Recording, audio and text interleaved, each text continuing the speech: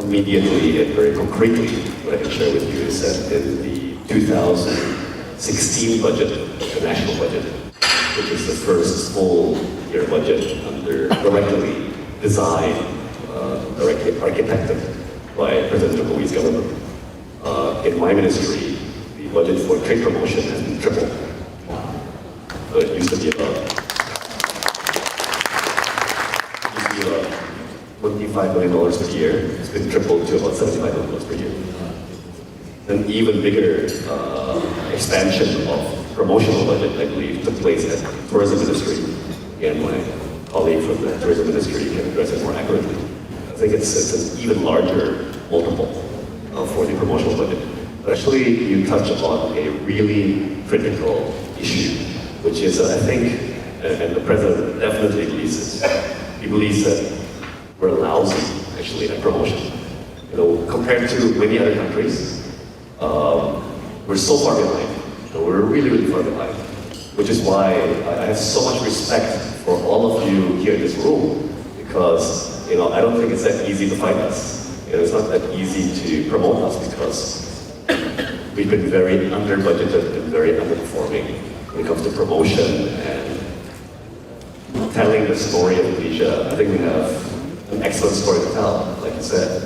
We have a lot of compelling products, and in the 2 months as a trade minister, going around and meeting with factory owners, with manufacturers, most people now believe that with the currency at these levels, we're actually pretty competitive. Quality of price, but we've got to get out there. We've got to introduce our product, got to introduce our country, and you're absolutely correct. Beyond our traditional markets like the United States, China, those are our two biggest trading partners, and then of course we do a lot of trade inside ASEAN, Southeast Asia. But again, I think the world has changed in such a way that we all, among the emerging markets countries, the Gulf states, basically outside the Eurozone, outside the dollar bloc, we all have to work together more closely to create an alternative engine for demand and growth. And that means more communication, more traffic, more interaction. And that's why I think this notion of TTI, trade tourism investments, makes a lot of sense.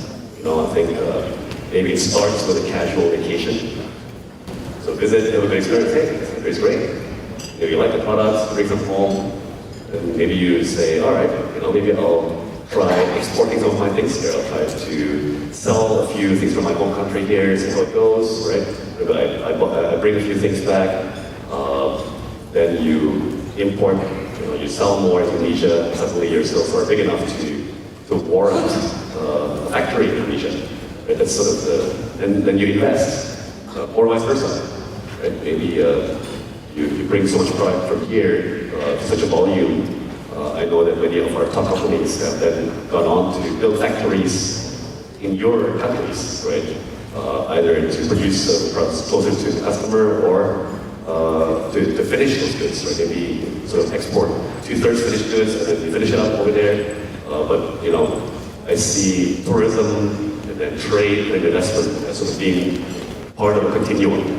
Right? It sort of starts with a very casual visit, and it goes to a more upgraded where you start buying stuff or buying and selling stuff. Hey, this is great, it's really working. I like it here. I like dealing with these people. Like, I don't mind investing. Maybe I buy an apartment first. So I come here, I spend more time here. So that's why I think we recognize it, and we want to coordinate more closely within the government, among the ministries. Sorry to share again another introspection. I think there's a lot of criticism out there, I would say justified, that sometimes we don't coordinate well internally even. Something that, again, the president has really focused on, especially in the cabinet reshuffle that brought me into office. His first instruction on the first day the new ministers was just one word: teamwork. So, sorry, I digress. The question was on promotion and introducing the Indonesia story. We're very excited. The president has put, if I may use an American phrase, he's put his wallet where his mouth is. He's tripled my budget. He's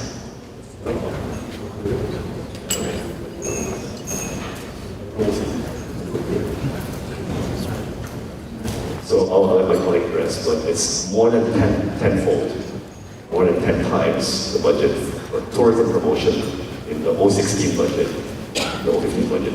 So thank you again.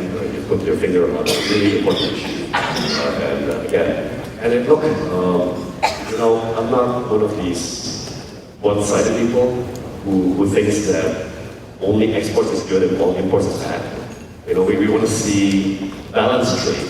We want to see fair relations between our countries. So, please, we're here to, as I said, establish long-term relationships, and relationships that are sustainable over the long term are inevitably balanced. So, if you have ideas about products from your country that you think would do well here, talk to us. Maybe we can import as well as export things to your country, or aimed at a sustainable and responsible forestry verification system called the SELK, right? And it's a verification system to legalize wood sources that are proven by credible authorities to have verified that these wood sources come from sustainable sources. So that's a good example of where deregulation has its limits. Yeah. So I think there's a big burst of enthusiasm for deregulation, and a whole bunch of rules and regulations were thrown into the bucket. Where we want to deregulate, we want to get rid of rules and so on, but we also don't want to be careless. We don't want to be reckless, right? So actually, in the initial package of deregulation, there's something like 89 rules and regulations in total, and 32 of them were in my ministry. And in the subsequent weeks, when we started harmonizing policies across ministries and meetings at the technical level, I included that there's 6 of those 32, which I'm not ready to deregulate. I get a little bit scared, I have to confess, because policy can have its impact over many, many years to come, right? And we definitely don't want to be careless. And we want to be very thoughtful, very thorough, and the legal verification for wood products actually was not package 1, it was on package 2, I think. But essentially, it's one where I really appreciate the intensive communications from the European Union. So their ambassador here and their team here, in certain EU member states, as in the UK, really came at me very intensively. And also our colleagues at the forestry and environmental industry, they really did a fantastic job, an excellent job. And we admit that probably that was a bit too rushed. I think once I look into it, I can clearly see that it's a fantastic system that took a lot of effort, a lot of work over like 10 years of intensive engagement between the EU and our government, and I think it's a fantastic system. It's wonderful. We would like to strengthen it. We would like to broaden it.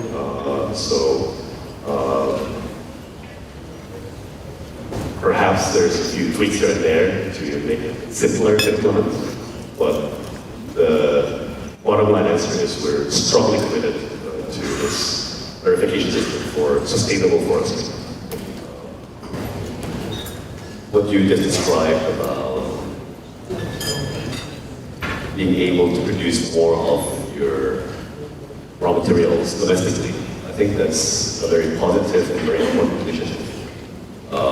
Just to share with you the economic history, there was this phenomenon in the 1970s called import substitution, and it got a very bad name. Basically in economics courses, when you talk about the history of import substitution, it's usually a very negative story. And why is that? Well, it's because in those days, what they tried to do was to replace imports with domestic products instead, but by using a lot of protectionism, by using a lot of distorting subsidies or distorting policies, right? So what I hope is that in the current wave of import substitution, the focus is on the competitiveness of your domestic industries. And so you really have to work on the fundamentals. It cannot be artificial. It cannot be subsidized or distorted. I personally believe that actually it can be done. If you really work hard at it and you put effort and ingenuity, then you can build your domestic industries. And I think you have to do that. You have to do that. You cannot. What we acknowledge is that we will always have to import something. We will always have to import, but you cannot import everything. You cannot even import too much. There's a limit to which you can import. It's just a macroeconomic reality, right? So it's a bit controversial, even in G20 or other forums. I personally happen to be a bit more positive on the phenomenon. Looking in the mirror at ourselves, we're trying to do the same. We're also trying to build our domestic industries.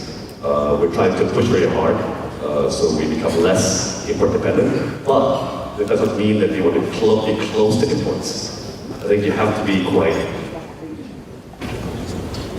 efficient with imports, right? But you also have to be strategic. But you will also have to build your domestic industries. You absolutely have to build domestic industries. Especially in those areas where common sense would suggest you should have a competitive advantage, right? So if, for example, in Nigeria, the soil is fertile or a certain kind of product works, by all means, you have to capitalize your competitive advantage. It has to be natural, it has to be based on natural fundamentals. Gentleman from Cameroon, I'm very moved by your story. Thank you for making such an effort to come here. A warm welcome to you and your delegation. We're excited to have you, and I would like to express a personal view, which is that Africa is the future. Africa is a very big part of human history. In fact, I can tell you, I can actually congratulate you, because at a time when the global economy is slowing down, and even the mighty industrial economies of East Asia are struggling with growth, we are seeing some of the highest economic growth rates in the world in Africa today. So I'm very excited, to be honest, and frankly, I'm not surprised. I'm not at all surprised. I think it was 2009 or 2010, if that's my wife, she remembers better than me.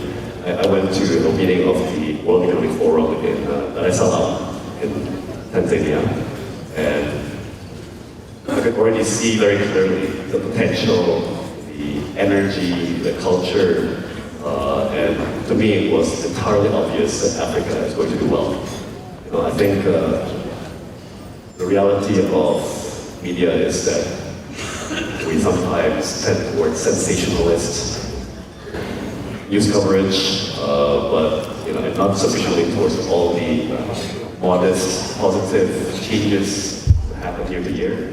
But now I think finally the world is waking up to not only the promise but the reality of the great progress that has been made in Africa. This December, the annual meeting of the WTO is taking place in Nairobi, Kenya. I had a very good interaction with the foreign minister of Kenya, Ms. Amina. She's fantastic. Everybody wanted to had the highest respect for her. And again, I think the more that East Asia can do with the continent of Africa, in fact, Middle East, North Africa, and Sub-Saharan Africa, from my perspective, the better. Thank you very much.